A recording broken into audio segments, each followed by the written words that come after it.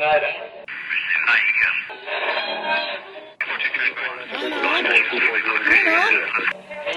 is that you? There, I think I got it.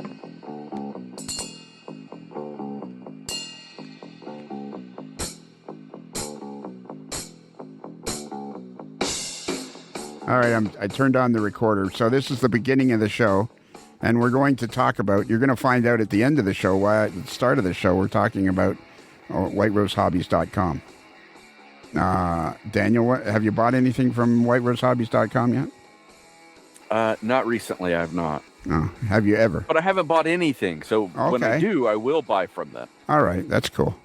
And do you know where they're located? I don't remember the address, but they're on the Lincoln Highway, right down the street from the. No, we get to that part at the end. Oh, okay.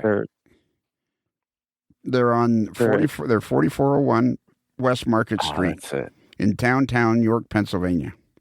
They're not actually in downtown, but I like to say downtown York, Pennsylvania. It sounds more fun. It does. It sounds more like. If you were to call them, what would their number be? 717-505-8676. But they have a really good website at whiterosehobbies.com.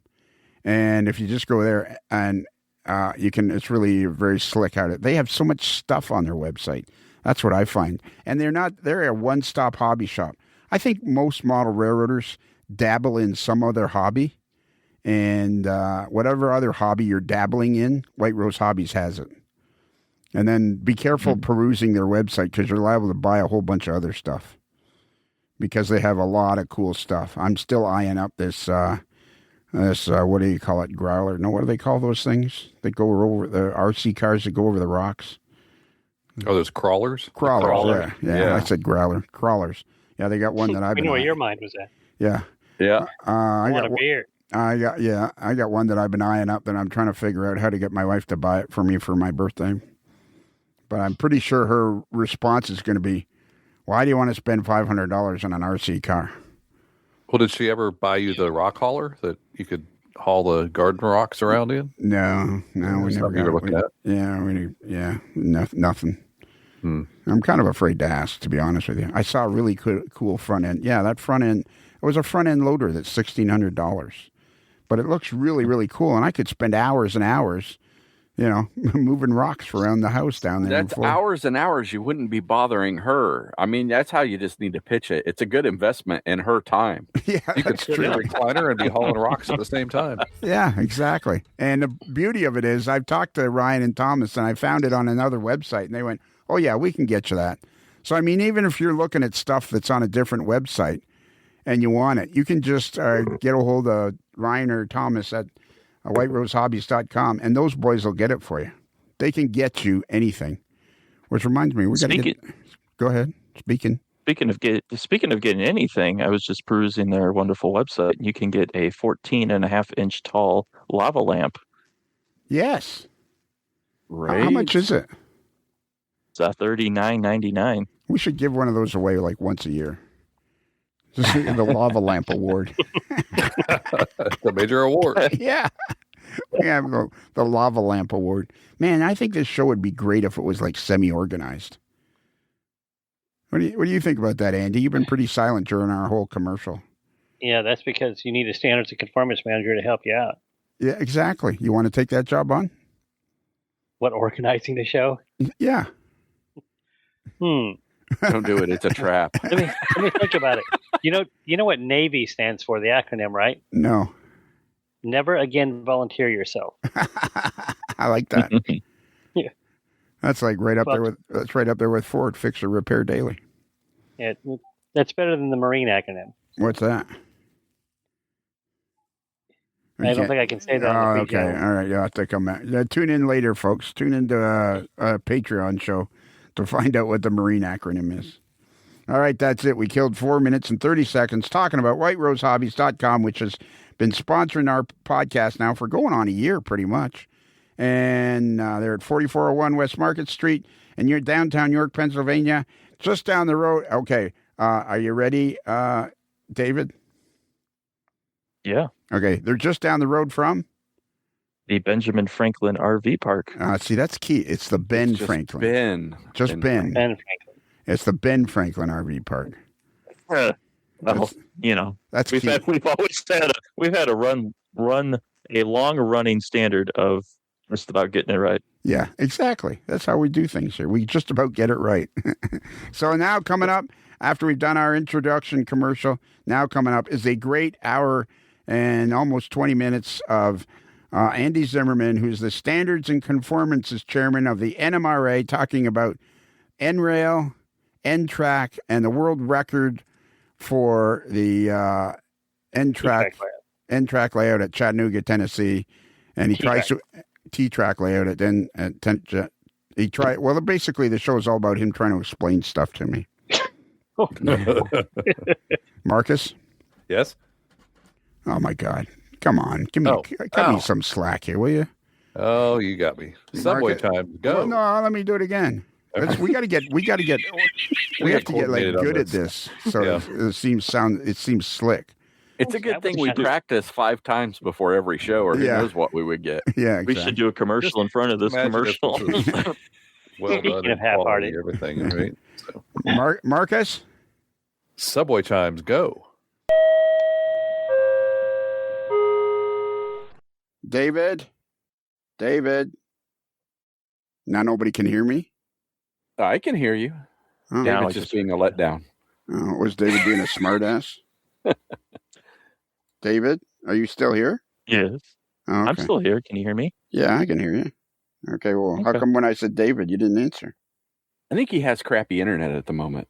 Oh, okay. That kind of stuttered on me. Okay. How you coming Take on? 2. How you coming on Derek's RS3? It's coming along swimmingly. I think I went a little bit too far down the rabbit hole because when he sent it to me, all he wanted was just the soldering hole fix. But I started looking at the prototype and I said, there's just some things on this model that just doesn't match. So I asked him if he would be all right if I made some modifications to it to make it look more like the prototype. And he said, have at it. Have you been taking pictures while you've been going along doing this? Yeah. I usually take a couple pictures and then I send it to him to show the progress. Okay, can you send them? So he knows that I'm doing. Can you send them to me? Because the reason I'm asking is, you know what? Let's get our guest in here, and then I can have this conversation because it could take 10 or 15 minutes. So tonight we're going to talk to Andy Zimmerman, and he's the chairman of the Standards Committee for the NMRA. And tonight we're going to discuss in length compression ratio at top dead center on a Toyota 4Runner. Can't wait for that. Yeah, exactly. Yeah, because I everybody read up on that. Because my wife cared about that when she bought her car. Because nobody cares, but it's important. These things are important. Standards, the NMRA standards, are vitally important to everybody's enjoyment of the hobby. Is that not correct, Andy? That's absolutely correct. Yeah. But anyways, let's get back to the conversation I was having with David. Then we'll get the reason why Andy's here tonight. And while we're doing that, Andy, you can research the ball bearing, the spindle size on a Toyota Corolla, 76 Toyota Corolla. Oh, nice. No, thanks. So the reason I'm asking this, David, is because at some point, not too long into your thing, Derek sent me a photo of what you'd done. You'd added some little things to the very front of the locomotive. Yeah, so the Atlas RS3 mold is sort of as delivered, like if they got it straight from the factory. And this RS3 is circa 2010 for the Delaware and Lackawanna. I thought it was a Bowser. I thought it was a Bowser unit. It's the Atlas. No, this is an Atlas. Yeah, this is an Atlas Classic. But the front pilot and the rear pilot had gone through some changes through the years. They got rid of I don't know what you would describe it as, but it's sort of like a sort of like a shovel nose kind of thing underneath the coupler pocket. That all went away, and at some point it just got a piece of sheet metal flat across it with some bolt and washer stuff done to it. So, and then the cut lever bar got changed, got modernized, a couple little things here and there. So I asked him, I said, hey, would you be interested in me making those changes? It wouldn't be that hard for me to do. It just takes a little bit more time to do it. And he said, sure. And the reason I'm asking this, do you know why I'm asking these questions? Well, it's a podcast, and usually you ask questions on a podcast. Exactly. And I saw, and I thought, oh my God, this is excellent modeling. This is not. How can we say this with still keeping Ralph as your modeling was excellent. Like I had like all kinds of questions to ask you about your modeling because it was exquisite, and I thought, boom, this is a podcast all on its own. So that's why I'm asking you if you took a bunch of pictures, because we can look at the pictures and then ask all kinds of questions. Yeah, of course. Yeah, I am an open book when it comes to detailing or building a model. I don't. I never hide any secrets. Very if very anyone similar. ever has questions, I just very similar to our friend that passed away, Ralph Renzetti. He was Right. an open book as well, which I applaud you. But anyways, when I saw those pictures, I thought, oh my God, this guy is like. So I had made some smart ass remarks about how Derek was going to send me some box cars, and he was going to send you some box cars, and my box cars were going to be better. I now rescind that comment and go, my box cars will be passable, but they will not be even close to the quality of your modeling.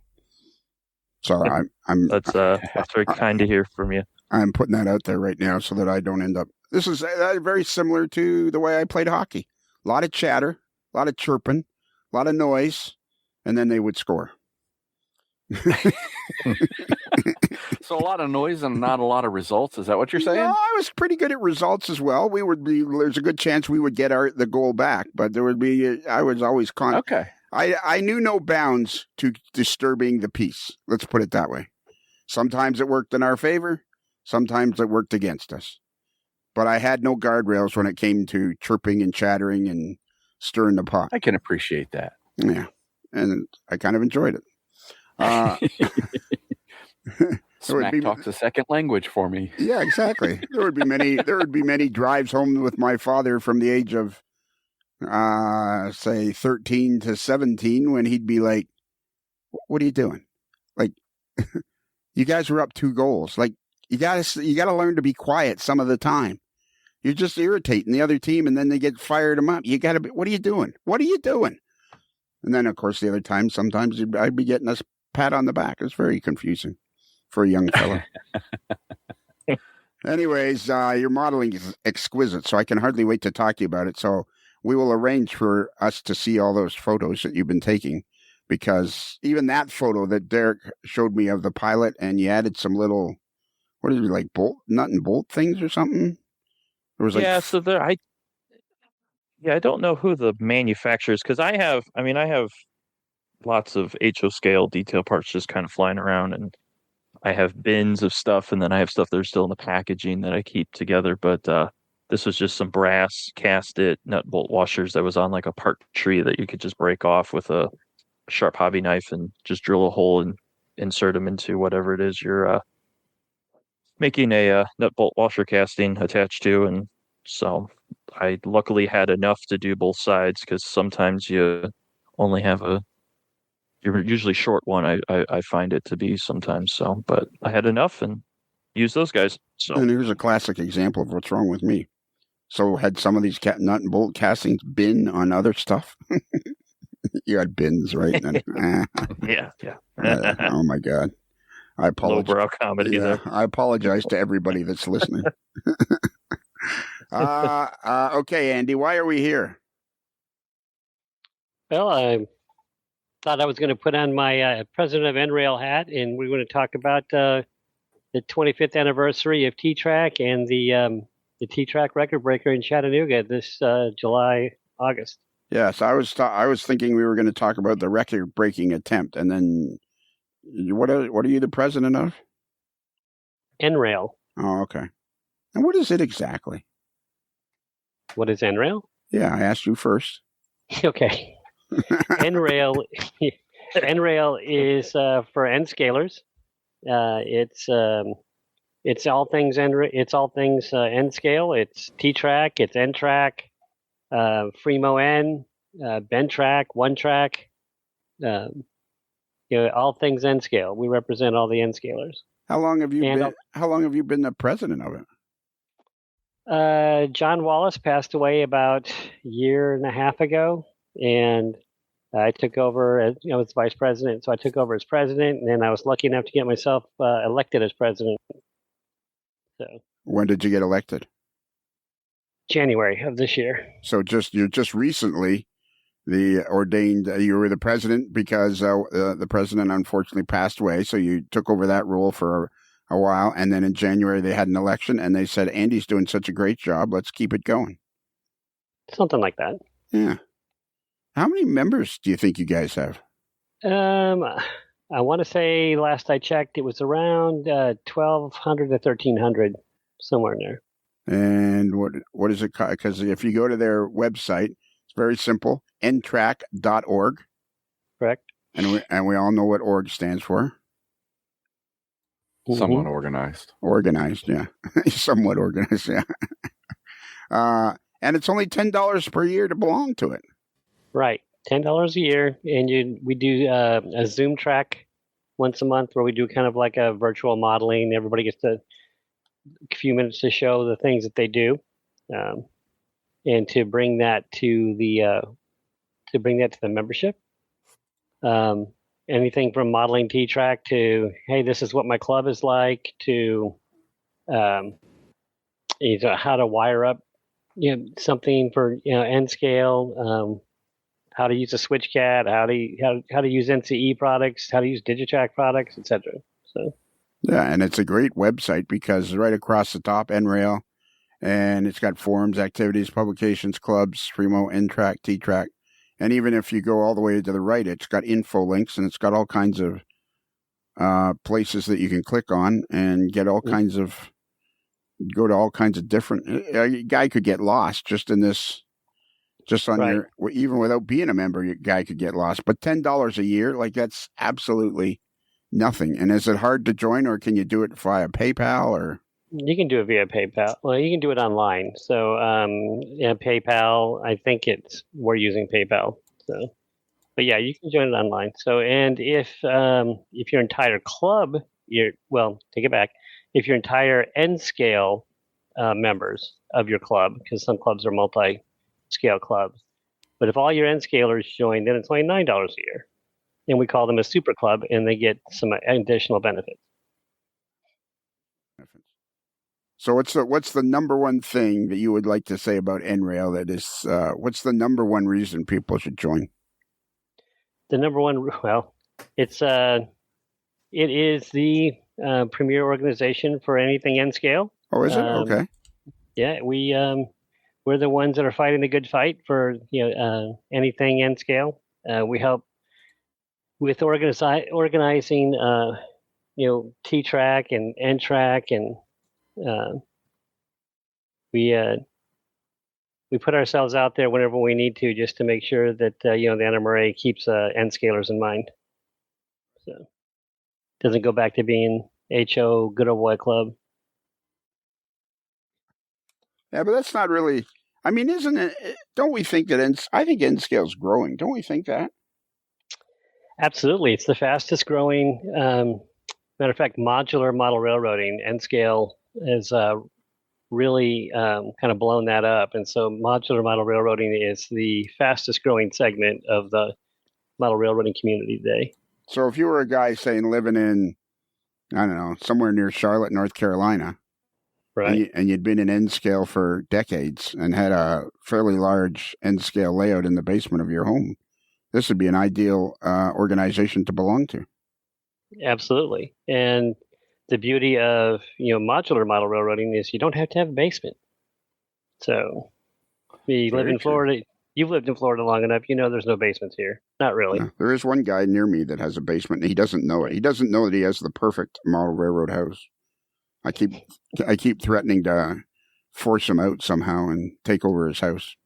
A basement in Florida, isn't that called an indoor pool? Yeah, usually, yes. It's artesian fed.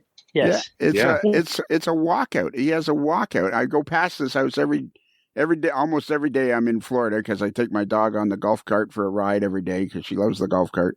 So I go past this house almost every day, and it's a typical 2,000 square foot bungalow on a lot that slopes away from the front door, and then on the bottom he has a garage, but he's got a walkout to his pool deck and the whole thing, and it's like it's a house with a basement in Florida, and it's like, right. Oh my God, it's like, buddy, that's the only way you can do it. A lot of times you find those around golf courses. Yeah, there's a gentleman here, same thing. Yeah. So.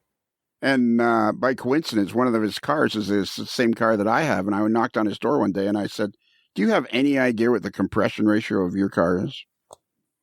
No, I didn't. Well, if you knocked on my door, I would tell you it was 10.4 to 1. But there you go. All right. So what's his name? Marcus? Yes. Do you belong to N-Rail? I do, through Central Carolina N-Scalers. See? Super Club. Which is a club here in the Piedmont, North Carolina area. And I joined that, and they have an N-TRAK layout, and they have T-TRAK modules, and they have a lot of T-TRAK modules. And where are they located then, exactly? They are their club layout, their N-TRAK layout resides at the North Carolina Transportation Museum most of the time. But the N-TRAK modules they take around, or the T-TRAK modules they take around everywhere. They're basically Salisbury, Lexington, that area of North Carolina. And how long have you belonged to that group? Probably about since it started, which has been maybe 15 years or so. Okay. All right. Maybe. And the advantages of belonging to N-Rail are? Well, for one, for this club, it's another social opportunity for all of us to get together and learn from each other. Also, the standards and I don't want to say standards and conformances because I don't know that that's so much that what N-TRAK is about, but I guess being able to champion the benefits of N-Scale. We can all do that. Okay. Yeah. Well, no, it's just that it seems like it seems like a really well-run organization for $10 a year. It seems like a no-brainer. It seems like something I could belong to for $10 a year. Like, what the heck? You can't help but learn something. I mean, that's a true statement, is it not, Daniel, that it doesn't matter what scale you actually model, and you're going to learn something from every scale. Oh, absolutely. Absolutely. I was actually, I guess, first exposed to N-TRAK at a train show in Ohio when we lived there when I was probably 14 or 15 years old, 14. And I clearly remember seeing a transition era Conrail train running around that layout with Reading power and just a combination of things. And I was blown away by it. It was cool. So that, and then what was his name, Andy? Jim Fitzgerald, wasn't he? Fitzgerald, yes. He was he the founder, or was he okay. Yes, I remember seeing his articles in Model Railroader and being fascinated by what people could do. I have never done, other than I did help build a T-TRAK module, and we get to talking about that. I've never done modular railroading, but it has a lot of advantages for people who can't, for sure. Absolutely, who can't have a home layout. Absolutely. Because you can, N-scale or HO scale, you could, if you live in Florida, for example, and all you got available to you is a bedroom. You can build modules that can be permanently put together in your home and then taken on the road for being part of a layout. I think modular layouts and modular groups is like one of the best things about the hobby, personally. What is the difference? So it says, so now I'm looking on the publications page, and it's like, what's the difference between N-TRAK and N-Rail? N-Rail is the larger umbrella organization. N-TRAK is the modeling, the specific type of model. So it's a 4-foot by 2-foot module, 3 rails. Whereas N-Rail is the organization that helps or that oversees N-TRAK and T-TRAK. And Okay, so N-TRAK is part of NRAIL because N-TRAK Right. is the modular standard for a club that's just starting out. They could go to N-TRAK, get the standards, and build a modular layout that could interact with other layouts. correct. Okay, and NRAIL is the blanket or the overseeing organization of all things N scale, basically. Correct. I got it. The normal scale. The normals. There you go. And Daniel, how long have you belonged to NRAIL? In just a moment, it will be about 2 minutes. So we just signed you up a new member. Oh, look at that. Hot diggity dog.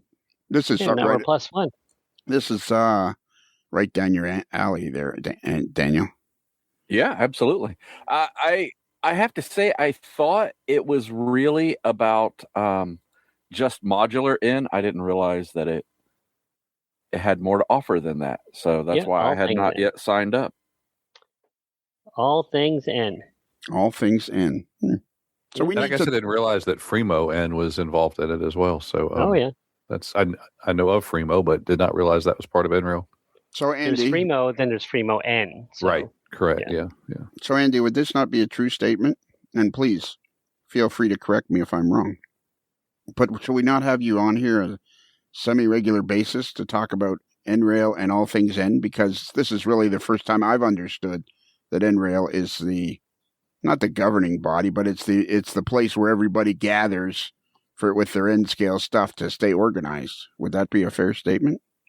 Sure, fair statement. It is the governing body for all things N scale. It's not the standards and conformances department, standards and conformance department for the NMRA, but I wear both hats. So I understand that. So does the NMRA have a standards and conformances department? Absolutely. I got like 104 volunteers. Yeah. So it's a big department. It's the biggest department in the NMRA. Why don't you send me an email and ask me to volunteer? Because I heard what you said to Gordy. So you said just tell Andy Zimmerman not to ask me to blah, blah, blah. So I didn't. And the next time I send you a picture of just some indiscriminate car that says senior chief, I'm only doing it to stay in contact with you. I didn't actually think it was your car. I didn't think you were outside the Publix in DeLand, Florida.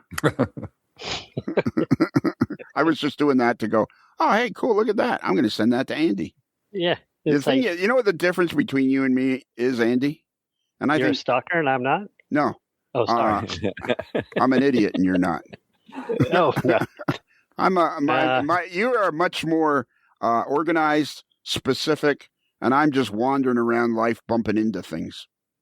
That's pretty much, I think that's a fair statement. That's pretty much the way I operate. How is it I operate? What was it, Daniel and Marcus? I know some people that put more effort into a kayaking trip down the Chattahoochee River than I have put into my whole life. Thank you, Tom Holland. Yeah, thank you, Tom Holland. Tom Holly, yeah. Holly. Yeah. Tom Holly. Yeah. Right.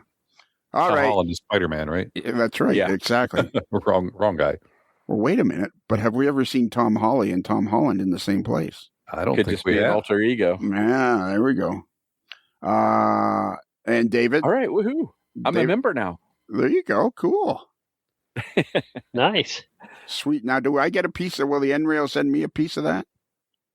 Yeah, a piece of the $10? Not going to go very far. I give you $10 every month, and I just got my T-shirts from 2 years ago.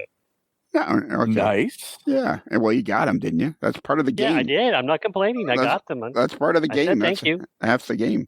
And then you know what I did in that same batch is I sent G4s to him to his Statesville. What's the place called? What's State College in Pennsylvania? So I got a feeling. So G4, if you're listening to this, you got to contact me through email or something. We got G4. You and I have to stay in constant contact. You got to contact me because I got a feeling your shirts are like several stops behind you. So we got to figure. Saying that you want to stalk him, or no, but his shirts. I sent his shirts to State College, and he's long gone from State College where he was attending Penn State University and becoming the smartest guy on the planet. And normally I would say he's hosed and is never going to see those shirts. But the fact that he's Dr. G4 may hold some hope. Yes, exactly. This is what I'm thinking, that there may be mail that's held for him at Penn Central or something like that. Uh-huh. Or they will return to my office in the southern office in Florida. What else? Oh, yeah. David, do you belong to NRAIL? No, not yet. But after hearing the conversation so far, I'm figuring why not? Well, yeah, That's a great $10. resource. That's like 90 I cents. know. 90 cents a month. That's Andy, only, how do that's you? less than a day's work. I know. Yeah. Well, Andy, how do you guys manage to keep? I mean, how long have you been a member of NRAIL? Oh Lord. Won't you buy me a Mercedes Benz? Yeah, I think I've been a member of NRAIL for about 10 years now. Okay. So how do they manage to keep it at $10 a year? We have some outstanding volunteers that do a lot of the work on the back end themselves. So we don't have a lot of overhead with that sort of thing, and we don't have like per se, we don't have conventions like the NMRA does. We don't have train shows or trade shows. So while we participate in the National Train Show and help to organize a lot of things for the T-TRAK or N-TRAK at times, we don't have our own, so to speak. So okay. And I had a good question about that. Hang on, let me think. Oh yeah, so you guys don't have conventions. You guys, and it's always part of the main NMRA conventions. Or some other organization that might ask us to assist. So, and I guess like things like Zoom and that have been a great boon to the organization, because now you guys can have regular get-togethers online. Right. That's why we have our Zoom track, and our Zoom track is where we talk about all those things I said earlier. So it lasts about an hour. We usually have anywhere from I think the highest I've seen in any one Zoom track at any one given time was 96 people. But we have people from overseas. Like the last couple of times, I noted that we had T-TRAK Israel was online with us. Wow. Yeah. How cool is that? And what do you know about that? Like, that's very, very cool. Like, what did you converse with the members from Israel at all? I'm sorry, I didn't quite catch that. Why not? What are you doing? Did you? No, my lovely bride walked up, and I think I've told you this. My wife is deaf, so she talks to me, and I got to sign back to her. So it's like, okay, right, you're right. Yeah, that's fair. That's very fair. Did you get a chance to converse with the folks from Israel at all?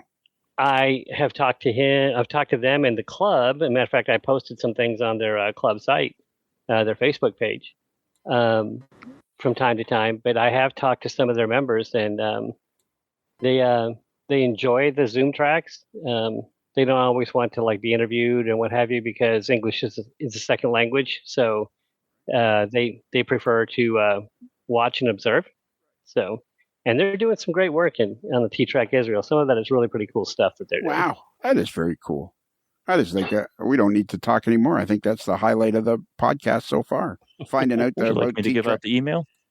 Yeah, let's give out the email. We'll just forget about that. No, that's not.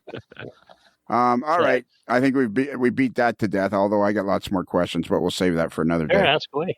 No, we'll save that for another day, because we want to talk about. So in Chattanooga, the NMRA National Convention coming up in Chattanooga. What does anybody know the dates of that? End of July to the first week of August. Yeah. End of July. I don't think it'd be very hot in Chattanooga, Tennessee at the end of July, will it? Oh, no, probably not. It gets hotter in August. It's 27th through the 2nd. Okay. Right. July 27th through the 2nd of August. Yep. Or 1st of August. I'm not sure what the end date is on it. The 2nd, because the I train think it's the 2nd of August. Sunday. Yeah. Yep. And it's called the Scenic City Express. Absolutely. 2026. And okay, so what is happening here? You're very excited that somehow this is N-TRAK that is making some sort of world record attempt or something? Actually, it's the National T-TRAK layout, which I sit on their board. And the National the way the whole thing was kind of brought about was they were trying to select a area for the National Train Show a couple of years ago. And when they decided to go with Chattanooga, the first thing I said is, this would be a great place to do the new record-breaking layout because of the total number of T-TRAK modelers and N-scalers that live within a day's drive of Chattanooga. So, so I talked to the national T-TRAK. I'm sorry. Yeah. Do you mind if I ask a question? Because I'm very confused at this point. What you're used to over the years. What's my what over the years? You're used to me being confused over the years. Oh, okay. So the national, so I found the website. It's National T-TRAK Layout.com. Mm-hmm. And do you know what .com stands for? Yes. Oh, okay. What? So .com means commercial. Okay, cool. So how is this a different organization, a separate organization? I find that to be unbelievably confusing. So what they do is they're the organizational portion of this whole thing. So the National T-TRAK layout folks, Bruce Arbo leads the National T-TRAK layout along with Fei Chin, and they do a lot of organizational work for these large N-scale layouts. Like they did it in Kansas City, and now they're doing it in Chattanooga. And they get sponsors, like our sponsor this year. One of the very many sponsors, there's a lot of sponsors, but one of the sponsors is Scale Train. And so what they do is they gather the sponsors and try to get everything set up so that everybody can participate with as little out-of-pocket expense, I guess, if you want to call it that, because everybody spends a lot of money getting to these, the National Train Show, and getting to Chattanooga and getting a hotel, etc. So Bruce Arbo, he solicits the donations and he gets the right people together to organize something this large. So this is going to be over 10,000 square feet. It's almost 11,000 and change at the moment of T-TRAK modules. Yes. If I ask you a question, would you promise to give me an honest answer? Always. I believe that our friend Andy here has described to me the difference between the National T-TRAK Layout Organization and NRAIL and T-TRAK several times in the past. Do you think I will ever understand it? Probably not. Yeah, that's kind of where I'm falling to. I mean, I have hope, but it's a pretty far reach. Yeah, exactly. So if you join NRAIL and you go to ZoomTrack, you'll understand it better. Why would that make me understand it better? Because we talk about everything, NRAIL, N-TRAK, T-TRAK. You can ask questions. So what does the National T-TRAK Layout Organization do specifically? Just organize this one particular once a year gigantic layout? Is that what? Yeah, they were set up to organize these very large record-breaking layouts. So we call them record-breaking because everyone's bigger than the previous one. But this, they are there to organize all of that, bring everybody together, and NRAIL assists them. And let's see, NRAIL assists them, and we work together in conjunction with the NMRA to carve out some space and try to make a kind of a big to-do out of it so that people know that what's happening. So National T-TRAK layout folks, they do all that. Okay, and it's a fairly young organization at this point, I'm guessing. Yes, seems like it's like a kind of conceived near the beginning of the 2020s, and right. went on from there. I want to say it's less than 10 years old. Okay. And how many of these gigantic layouts do you think they've organized in the last 6 or 7 years? Like, is this the second time that they've done it? This will be the third time in probably you said 6 or 7 years. This is probably the third time. Okay. So somehow this organization was grown out of the need for trying to get as many modules in one of these things as possible and helping people with logistics and all of that and creating logistics to keep everybody organized and what have you. Right. So that, people can just show up and they plug in their modules after we test them. They plug in their modules. The guys that have been working on it for a couple of years now, they bring up all the power and the buses and all that so that everything is going to run smoothly. And then we can just run trains and have fun doing it. So it says here the National T-TRAK layout at the NMRA Scenic City Express National Convention and National Train Show in Chattanooga, Tennessee will set a new world record for T-TRAK layouts, breaking the previous record set in Kansas City, Missouri at the 2018 convention. So they haven't tried to go for a world record for almost 8 years. Right. The Chattanooga layout. I'm talking here, Andy. Just settle down. Sorry. The Chattanooga layout will encompass over 10,000 square feet, consist of 810 individual modules of various sizes, or over 1,616 equivalent single modules. So far, participants from 38 different states and overseas are arriving in Chattanooga this July to make this record-breaking layout. It says August, but I would imagine if you arrive on sometime in mid-August, you'll be too late. Yeah, it's the end of the national or the NMRA convention. It's that last weekend. Sure. So first and second, I think. Yeah. I mean, it's just I'm looking at. So if anybody wants to see it, if you go to national-ttraklayout.com and then you look under Chattanooga 2026, there's a plan here of what the layout is going to look like. Right, and it changes. It's been changing. We've been adding, subtracting. Some people can make it, some people can't.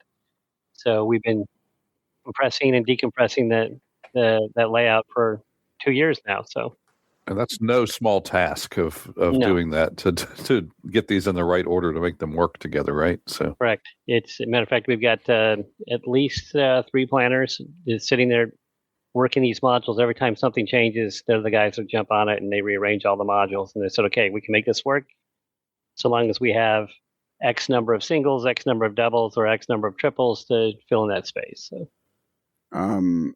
So I'm assuming now, if you don't know this, Andy, Marcus is the director of the foundation at the North Carolina Transportation Museum. I'm assuming Marcus. North Carolina? That's in North Carolina, yeah. Mm-hmm. Yeah. Spencer? Been there several times. Love it. All right. Have you ever met Marcus? I don't believe I've met Marcus in person. No. Okay. At Springfield, briefly. Springfield, yep, absolutely. You were correct. But next time you go to the Transportation Museum, North Carolina Transportation Museum, ask for Marcus and then tell him Lionel sent you. Ah, okay. It works everywhere. Yeah, exactly. Should I go in with a giraffe costume or a polar bear costume? Or you can. Couldn't hurt.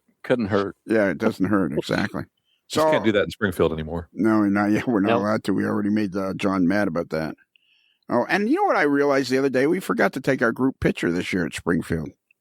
We never took it. I think Snowmageddon took care of that for you. Oh, that's right, too. Yeah. It was snowed quite a bit that weekend. Quite a bit. I got stuck for 4 days. Yeah, I know.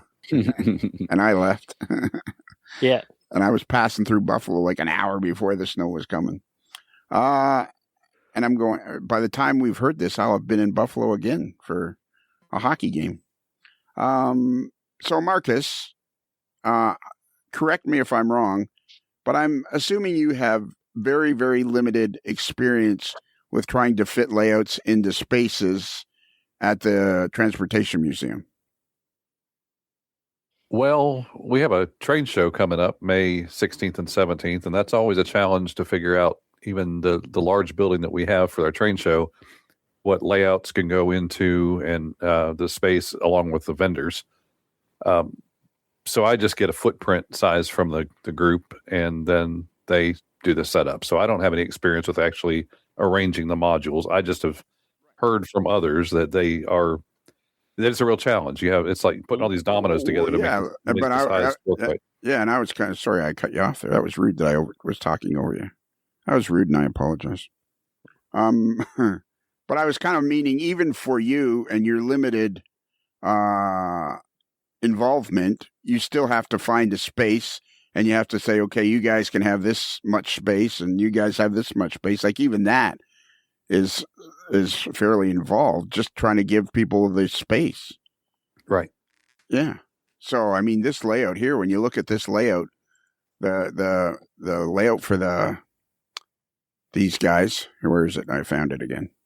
All right, now I got to go back. I missed 10,000 square feet. Yeah. T-TRAK? Yeah. The thing you don't understand? Yeah, I don't. Somehow I managed to get rid of that page. Uh-oh. Anyways, So while you're looking for that page... I found it again. Go ahead. Yeah, while I'm looking for that page, yeah. Okay. So when we were talking about the 10,000 square feet, and you were talking about the 810 modules of various sizes, so that's 138% more modules than we had previously. And when you were talking about the, let's see, and it was 1,616 single modules, and the uninterrupted mainline route is 91.7 square miles, or 229.25% scale miles longer than the previous record. So it's almost 100 scale miles, you were saying? Almost. At one point, it was 116 square miles, or 116 scale miles. Excuse me, 116 scale miles.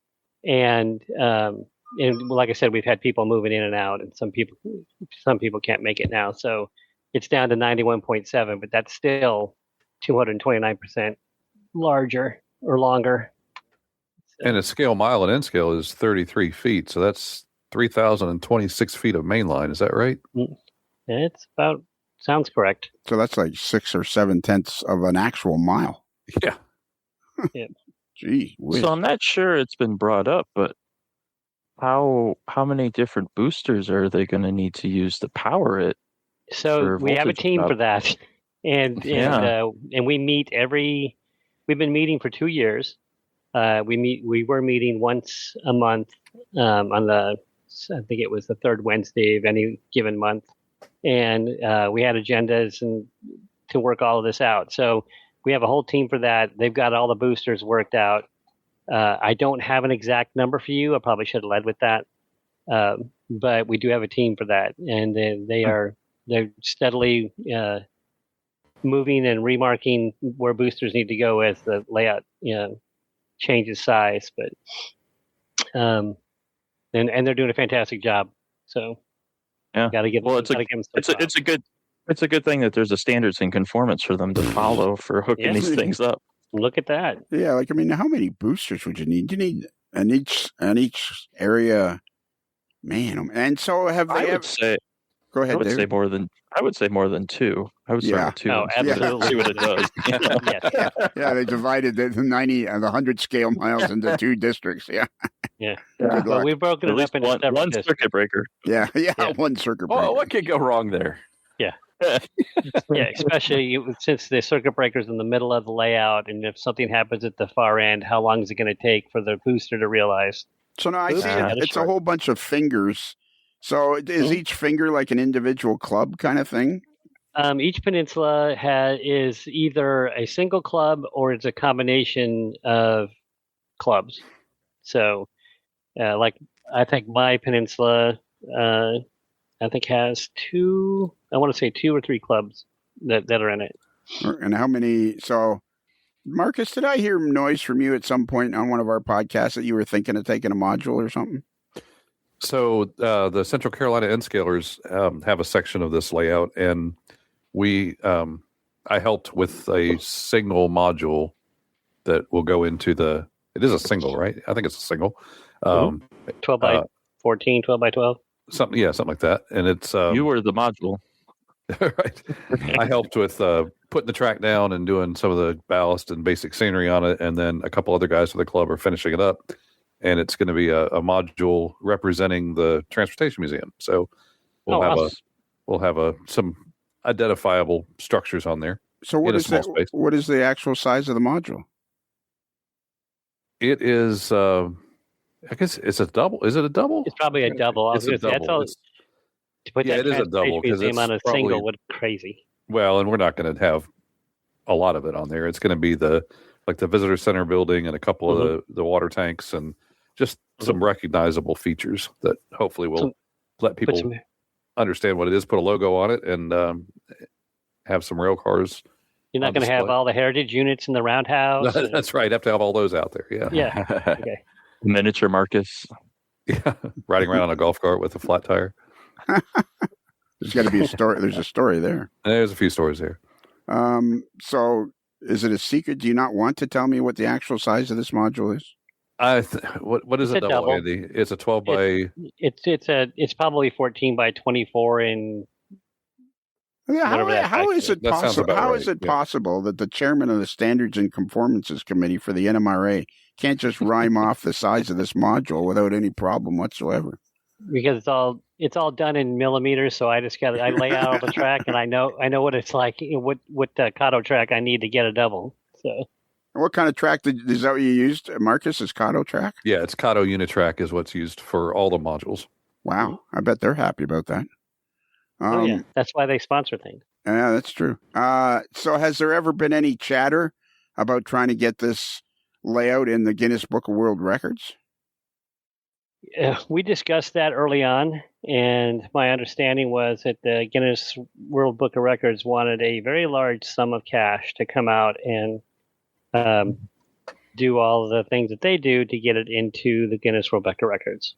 So I was really kind of surprised at that. I kind of thought, Guinness World Book they would like to come out and just do these things and, tell the world about it. But that's not how that works. Yeah, it turns out that they want us to pay them some money to come out and do all that. So that was one of the things that absolutely floored me once when I was talking to Jim Sacco, the owner of City Classics.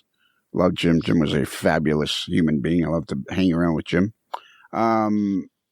And he when he wanted to be in Walthers, they charged him like $1,500 for a page or something like that. It was some kind of, and I'm like, really? They charge you? They're selling the thing and they're charging you? Like, holy moly. That was a money-making adventure they had there. So, Daniel, you kind of sounded like you were somewhat familiar with the fact that Guinness Book charges. Am I correct? Did you? I'd seen that elsewhere. That it's not an insubstantial fee to get in the Guinness Book of World Records. Looking at this track plan and thinking about boosters, I think you could run this all off of one DCS 100 and one AR1. Yeah, that's on the Digitrack system. Yeah, I think so. Well, I was thinking with NCE, you just need one of those power commands. There you go. You just go around, you unplug and replug in. Yeah, like all you need is that one. Yeah, it's just that one unit, that one single unit. One 5 amp power booster, and you put everything on the wireless, and away you go. Yeah, exactly. Yeah. One 9-volt battery. Yeah. So, and it says here, the first 50 participant operators who run their train, or Trian, as they've spelled it, TRIAN. Trian, yeah. Around the entire scenic city route on the layout, over 91.7 scale miles, will receive this special commemorative car. So am I envisioning now there's people racing around with their trains trying to get them so they can get the first car or something? No, there won't be any racing because everybody has to do scale speeds around the layout. So I believe last time I checked, it was about 3 hours to make it from point A all the way around back to point A. That's impressive. Wow. And you can never leave your train. You have to follow it. So if you got to take a potty break, there might be a problem with you getting your car. That's dedication. So I brought a case of Depend. Come with your catheter and run a train. Yeah. Okay. Yeah, that's a little bit more information than we need. You can't take David anywhere, really. No, not really. No, I was thinking more of Andy and his Depends. Andy actually. with the Depends. I was trying to cover for him. Yeah. Yeah. And I appreciate that. That's the kind of guy you are. Thanks for the assist. Yeah. Uh-huh. So is that your plan then, Andy? Do you plan on trying to run the entire route? Yeah. Matter of fact, I've got a 45-year-old Arnold River Rossi that I converted to DCC that I've been keeping well lubricated and cleaned, and she's ready to rock and roll. So I think she's going to make it all the way around with a small. It'll be a small set of box cars and stuff behind her, but it'll be a Great Northern engine, and it will. I'm pretty sure she's going to make it all the way around. She's been a steady hauler the whole time. And do they have rules about how long the train has to be or anything like that? I think, they don't want it. I think the last I checked, it can't be more than 14 feet long. Wow, that's pretty long. I mean, I know it's a big some layout. people like to run really long trains. Yeah. So, That's a 30 years more car train in N-scale. 30 or 40 car train, right? That's a pretty long train. Didn't you say to me once, Marcus, that you run like 15 car trains or something? 24, usually 24, 25. 24, 25. That's still what decent. I usually run. That's a decent length too. Man. It's yeah, about I 10 know. feet. I was going to ask you. So how do they control? Like how do they control when you're out on the layout? Like how do they control the main line? So everybody is assigned a number on a spreadsheet based on when you joined joined your modules to our layout. So I think it's like 1002. I think is my number. So and that's your engines, your consist, everything has to be. That's your number. That's all. That's you. So, and everything is done wirelessly. So, you can use your wireless throttle. You can use your phone. You can use some of the newer throttles that'll use the wireless to run the layout, or your Blue Nami, whatever you want to use. Wow. So and do you know if it's Digitrax or NCE or anything in between? Like the layout's it's going to be all Digitrax. Okay. But so if you're not a big fan of Digitrax throttles, you can use your Wii throttle on your phone. Right. Which is cool. Absolutely. Yep. Or you can use your engine driver, or you can use your converted NCE hammerhead throttle to run wireless. What's the engine driver? Anybody know? It's the Android version of Wii throttle. Oh, okay. I did not know that. I guess you could use the TCS Wi-Fi throttle too. Yep. Absolutely. Which I do not have one, but I've used one a couple times now, and they're pretty impressive. They work really well. They're nice throttles. Marcus, are you going to the convention? I am, yes. Had you given any thought to participating on the layout? Well, I guess I would have a number if I have a module, so I guess I need to find out what that number is and maybe take something along to run. Mm-hmm. Yeah, I think you should. And then you can report back here to the podcast about what that was like.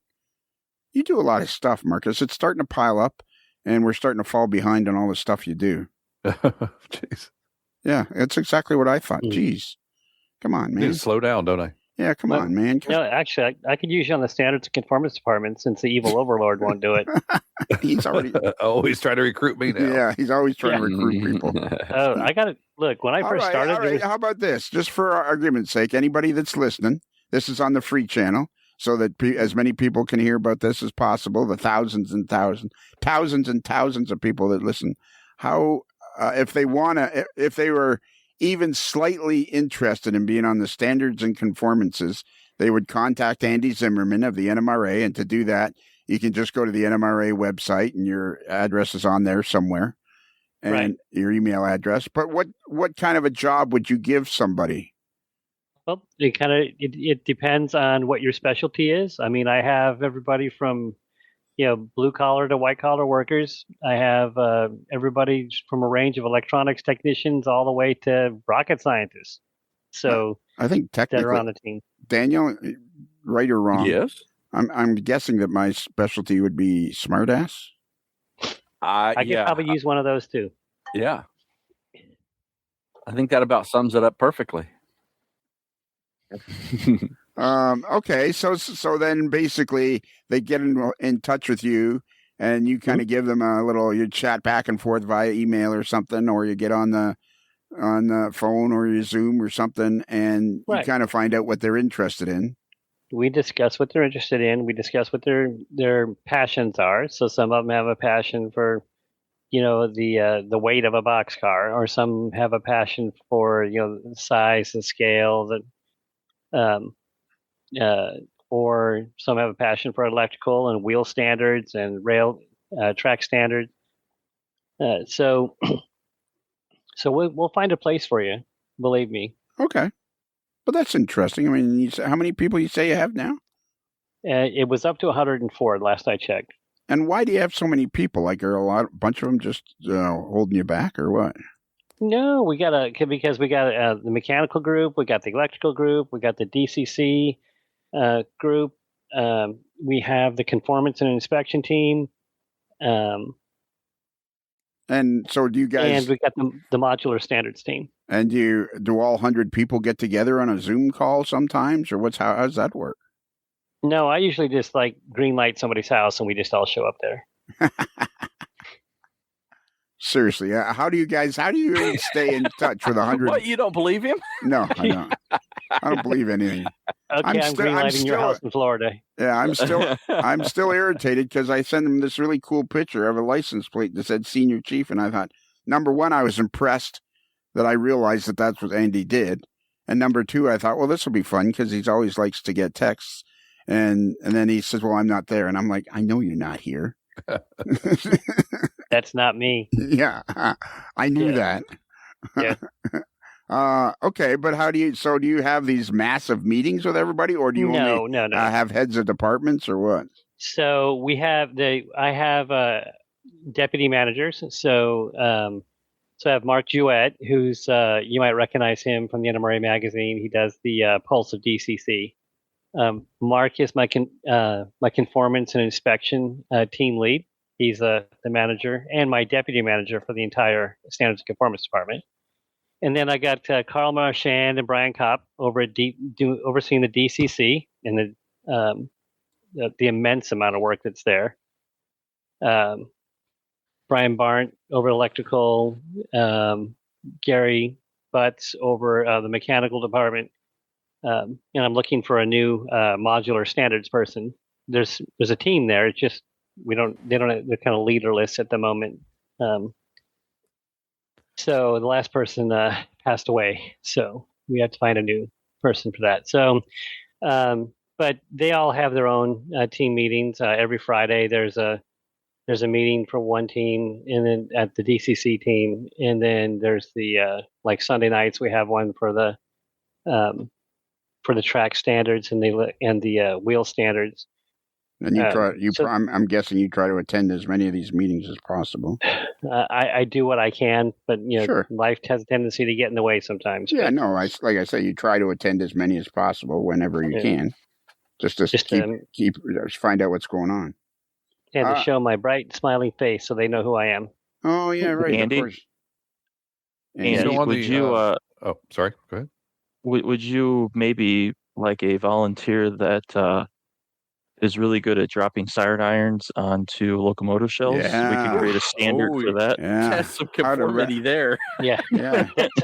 That's a reconforming. Yes. Maybe he could make a standardization for that. And I'll put you in charge of the reconforming department. How's that? there we go. It's not. It wasn't David. We got this one guy on the podcast. I know he's not listening. He's not here tonight, but he's not listening. He's really, his knife is not that sharp, but the lights aren't on. All the lights aren't on with this guy. A couple of them are kind of dim. Yeah, a couple of them they're flickering and stuff. It's like it's really, but we don't want to mention any names. But Henry Fonda was really good in 12 Angry Men. How does a Yankee end up on a jury in Alabama? Now that's what I'd like to know. Well, that's a good question. Let's see. Oh yeah, the last question I'm going to ask you. I think this is an interesting question, seeing as how you're the Standards and Conformances Chairman for the NMRA, the National Model Railroad Association. What's in the hobby? What's new in the hobby that's exciting? That's got you excited that it's that you guys are working on, or as you guys have been made aware of recently because of the position that you hold in the hobby. So I'm going to caveat this statement with I have a signed NDA, so there's things that I'm not allowed to discuss. but there are some pretty cool things happening. We do have a couple of brand new DCC manufacturers, and one manufacturer for the first time ever produced a decoder that passed on the very first try and impressed all my team. They were like, "No, this never happens," and they did it again. They're like, "It absolutely passed the first try." So I have a question about that. You're talking about passing the test or whatever, the conformance. Mm-hmm. I noticed recently on the NMRA Facebook page, it talked about Class 1 Model Works and getting a conformance number 2026-0005. Does every product go through this conformance testing and get a number or a conformance test? If we so we can do this one of three ways. We can test something that we own, like it might be a recent purchase that I got, let's say at Amherst or something, and made it home through Snowmageddon and get here. And we can test it, and if it passes all the testing, then it would get a conformance mark. So last year we did 50. This year I think we're up to 6 at the moment. But it just depends on if something is sent to us to test, if it's something that we purchased on our own, or if it's something that the team is just interested in, and they're like, "Hey, we'd really like to do we'd like to work on that particular unit or this particular thing," and then we have budget that we purchase it through the NMRA, and they would test it. So anything that gets tested, if it passes, if it's DCC and let's say an engine, right? So if it's an engine and it passes all the DCC marks and it passes all the mechanical marks and all the electrical marks, then it gets a conformance warrant. If it doesn't, then we go back to the manufacturer and we talk to them about, hey, this is what we found. We really need to fix these issues so that we can get you a conformance mark.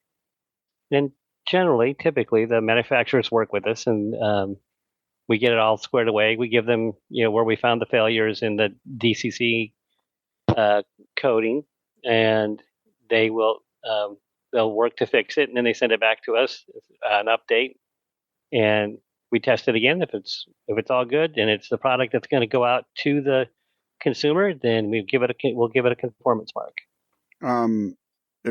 Do manufacturers voluntarily send you stuff? Yes. Okay. Can you give us a rough percentage of what you think of the major manufacturers, of how many? I don't know the number, but give me what you think.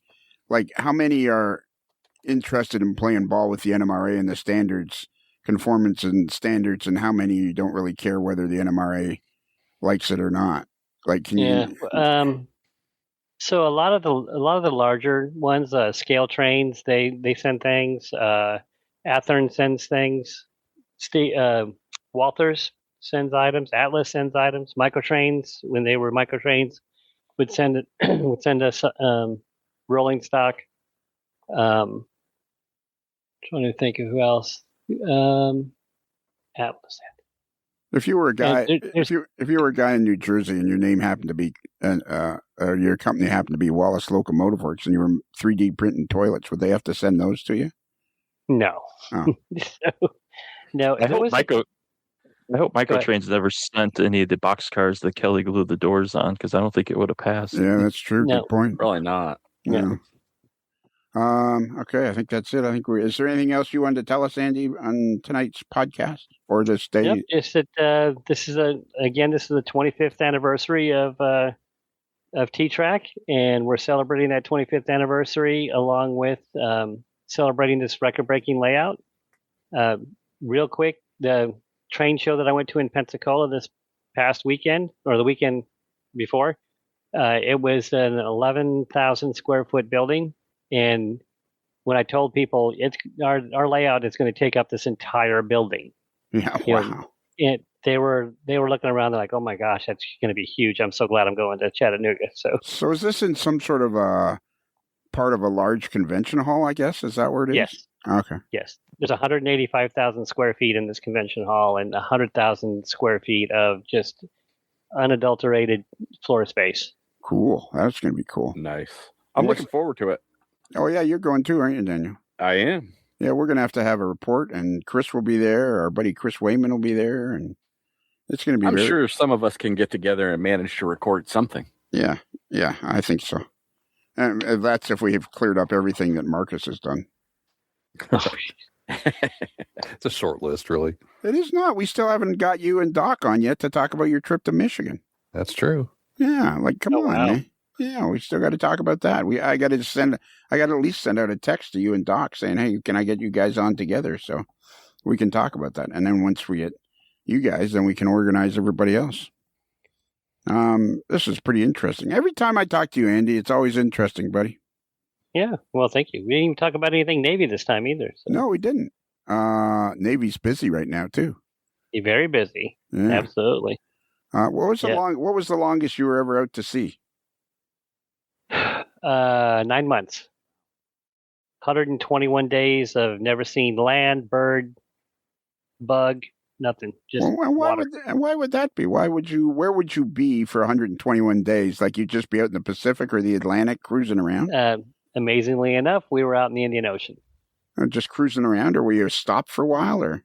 Just cruising a while. No ports of call. Just we were on call the entire time because the world is a hotbed. So. Right. So we were on call the entire time, and we finally got relieved off station, and we got to go to Australia. So we got to go to Perth and Sydney, and so is that kind of the way it works? Is when let's just assume it's one of the quieter times around the globe.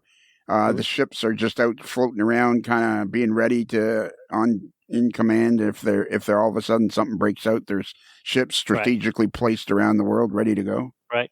Mm-hmm. Cool. And then we get ports of call in all kinds of places. So yeah, and you were always on a aircraft carrier, right? Most of the time. I was mostly on aircraft carriers. I was also on amphibious assault ships, and I was also part of an F-14 squadron as well. And how many years were you actually a senior chief? I was actually a senior chief about 6 years. No, take it back. 4 years. 4 years, senior chief, because I was up from master chief, and I decided to get out of the Navy at that time, and my CO was trying to convince me, "You're making master chief this year, so why would you want to get out?" No, I got out. Oh, okay. Master is above senior. Above senior chief, yes. Okay. When you're a senior chief, how many men do you have in your command? I think the most I've ever had underneath me was about 350 people. Holy moly. That's when I was running production control. But as a command senior chief, which was my last tour, I was a command senior chief over a training unit out of San Diego, and that was, I want to say it's like 50 instructors, and then we had like 400 students that went through the school that year. Wow. What was your most favorite port of call in the years you were out at sea?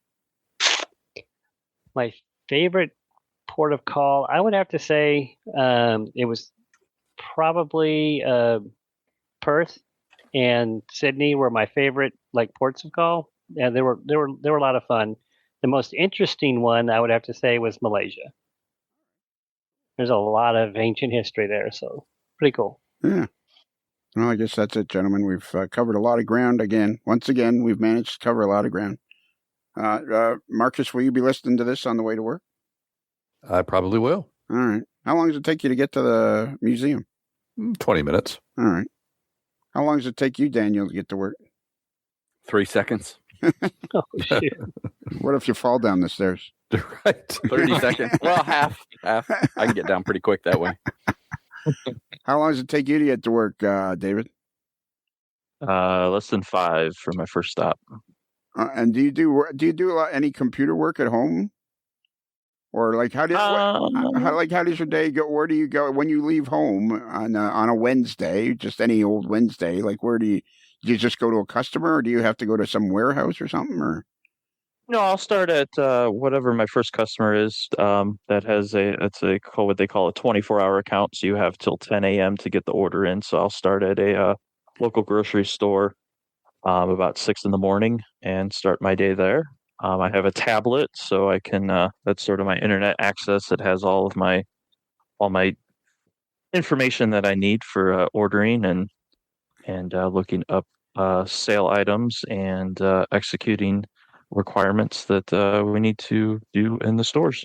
can you get me free tickets to the Coke 400 at Daytona this July? I'll try. I can't make any guarantees, but Okay. All right. Well, do what you can. And if I owned a grocery store, I'd be like, yeah, don't be rolling in here before 2:00, buddy.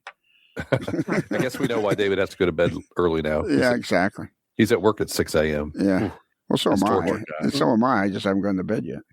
Well, that's true. Okay. That's it. Are you sure? Yeah, now we're sure. Now I'm sure. By the time you hear this, I'll have gone to game 2 of the Buffalo Sabres Montreal Canadiens game. Neither, which it was not in Toronto. Won't be in Toronto. I'll be in the Buffalo, New York. But the beauty of that is the arena is literally less than a mile from the border crossing. So you get into let me into your country. You go to the game, you turn around, come back. That's it. We're done. David, can you give out I think Marcus, because David's here and he's not here all the time, we should let him do the email address, don't you? Sure. All right. Go for it, sure. David. If you'd like to reach us by email and leave us your positive thoughts, negative comments, whatever, you can reach us at modelerslife@gmail.com. That's modeler with one L like N-Rail, not 2 L's like Delaware Lackawanna. Nicely done, sir. That's where I was going to go with it. I wasn't going to use the second one, but the N-Rail, Andy just made it so easy for us. Yeah, exactly. What was your second one? What was your double L's? Kelly wasn't here. He's looking for a job, isn't he? Yeah, he's always looking for a job, but then he's always over at the Medford Railroad Park making. Today they were moving 14,000 loads of dirt or something. I don't know, some Lord, massive loads of dirt, and he's always over there working on. They're going to be in up a creek without a paddle if he ever leaves. That's no kidding. So if you didn't catch that email address, you can go to our website, amodelerslife.com, and there's a widget on there right at the top of the website. That's all you get to do is fill in your text and hit send, and boom, it comes to us. And we found out where they all go. Some of them disappeared, but now we have some emails to answer, which is, I think, is what the next show you're going to hear after this. Because if you're a Patreon member, for just a few cents a day, you can get a second show every week. Sometimes on Wednesday, sometimes on Thursday, sometimes on Saturday, but it's before the next free one comes out. And you send in your for just a few cents a day. Where am I? Just a few cents a day. There's a Patreon channel. And if you move up to the $10 a month level, then you're entered into the game that even Andy just won. Hey, dude, where's my shirt? Because everybody at $10 level gets a shirt every year that's only available to Patreon members, and some stickers and a whole bunch of cool stuff. And let's see, what else do we have to tell you? Unless you're Neil Erickson in Hawaii, and then sometimes you just get a shirt because you're Neil Erickson in Hawaii. And let's see, what else? Do we need to say anything else? I think that's it, isn't it? Could I mention 2 things? Mention the what? Can I mention 2 things? No, I'm sorry, we're out of time. All the way at the end. Yeah. And now Man. David wants to mention some things. Yeah, okay, go ahead. It's almost Dave. like he's never been here before. Yeah, exactly. Well, I just wanted to say that on the night that we are recording this, I want to wish our longtime listener, Bill Ford, a happy birthday. Oh, sweet. Nice there one. we go. Okay, you redeemed yourself. And then also, do we want to talk about who sponsors the free episodes? Yeah, we would have really liked to. Oh, that would have been a good one to talk Yeah, about. that Would have been really good to interrupt a long time Yeah, that would ago. have been great to do that way, way back at the start of the podcast. So you know what we're going to do? We're going to end this podcast by saying, this podcast is sponsored by whiterosehobbies.com. But if you were listening to the beginning of the podcast, you would have heard us do a little introduction about how it's sponsored by White Rose Hobbies with Ryan and Thomas over there at whiterosehobbies.com at 4401 Market Street. But you already heard all that because we talked about it before the show started. Yeah, we did. I remember doing that. Yeah, okay. Yeah. It's overheard. Yeah. So now at the end of the show, and I know you know this, Andy, but you have to say something witty. I have to say something witty. Yeah, you'll know the if you've ever listened to the show, you'll pick it up pretty quick. Okay? Are you ready? Okay. All right. Yeah. So remember, a Modeler's Life podcast is considered marginally adequate by 6 out of 10 NRAIL members.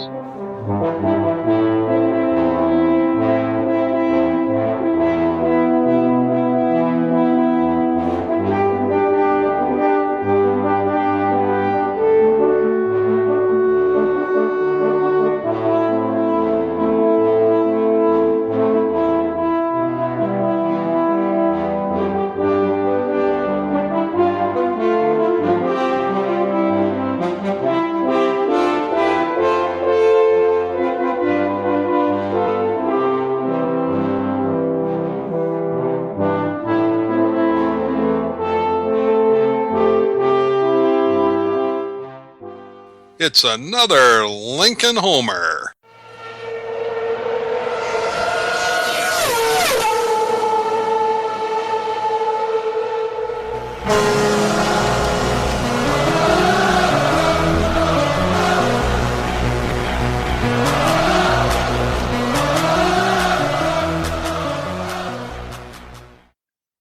That's it? That's it. It would have worked better, but you didn't sound very convicted by the Yeah. answer in there. Because It was right when- very half-hearted.